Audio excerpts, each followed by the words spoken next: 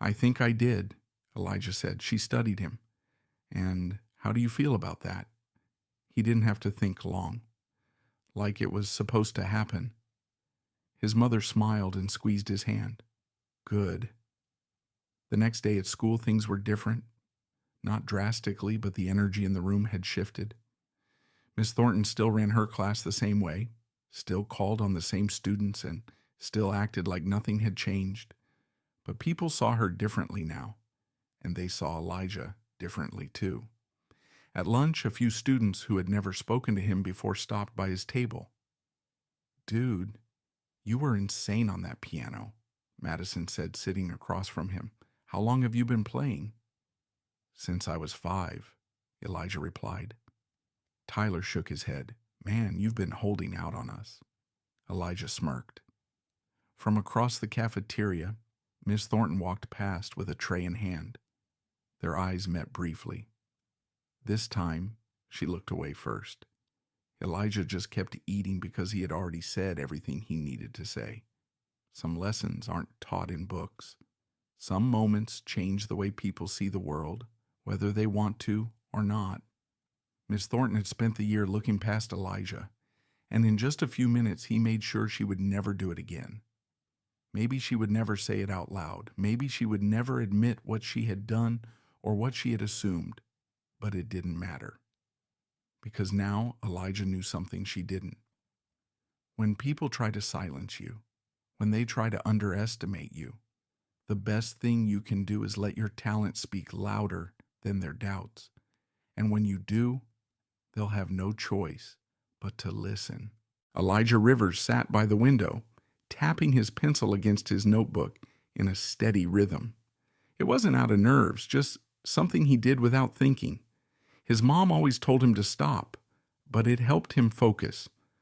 The classroom at Jefferson Middle School in Little Rock, Arkansas, was buzzing with the usual chatter before the lesson started, but Elijah stayed focused on the worksheet in front of him. He liked getting his work done early. Miss Thornton finally called on Elijah. "Well," she said, closing her book and glancing at the clock, "we have a little time before the next lesson." "Perfect." She turned toward the old piano in the corner. "Elijah, let's see what you can do." The atmosphere in the room changed. Students shifted in their seats. Some whispered, others watched closely. Elijah didn't move at first. He could feel all their eyes on him. His heartbeat wasn't fast, but it was strong and steady. He stood up slowly, and a few muffled laughs echoed through the room as he walked toward the piano. Someone muttered something he couldn't fully catch, but he didn't need to hear it. He already knew what tone it had. Miss Thornton clasped her hands together. "Play whatever you'd like," she said. Elijah studied the piano. It was old, with keys slightly yellowed and a few chipped at the edges. He ran his fingers lightly over them, noting that it was out of tune, just enough to notice. Taking a deep breath, he sat down and rested his hands on the keys. He knew exactly what he was going to play. Finally, Miss Thornton spoke. "Well," she said, her voice sharp, "that was unexpected." The clapping stopped, and the students exchanged glances between her and Elijah. Some were still whispering, but the energy in the room had changed. It wasn't just entertainment anymore. "Where did you learn to play like that?" she asked, tilting her head slightly. Elijah met her gaze without flinching. "My grandfather," he said. Something flickered in her expression, but it was gone too quickly to identify. She straightened. "I see." There was a brief pause as Miss Thornton tapped her fingers on the desk. The classroom was silent.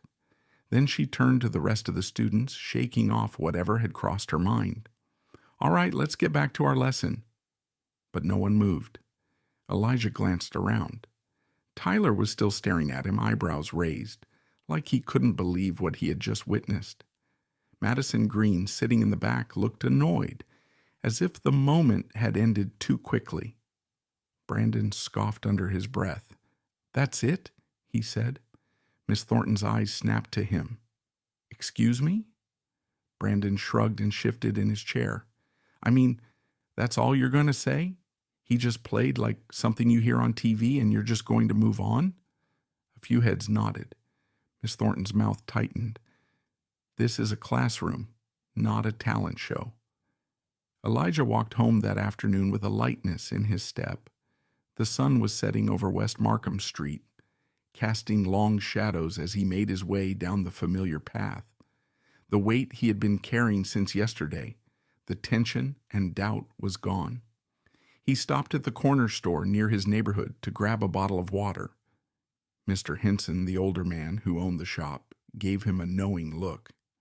"You look like a kid who just did something important," he said. Elijah hesitated, then smiled. "Maybe I did." By the time he got home, the smell of fried catfish and cornbread filled the air. His mother was at the stove, humming as she flipped a fillet. "You're home late," she said. Elijah dropped his bag by the door and sat at the kitchen table. "Had a long day?" his mother asked, glancing over her shoulder. "Good or bad?" Elijah thought about it, about the way the room had gone silent, the way Miss Thornton had looked at him, and the way his classmates saw him differently now. "Good," he said finally. "Really good." She turned off the burner, wiped her hands on a dish towel, and sat across from him. "You want to talk about it?" Elijah nodded. For the next 15 minutes, he told her everything. She didn't interrupt or rush him, just listened.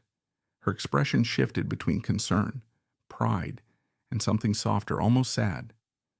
When he finished, she exhaled. "Sounds like you made her uncomfortable,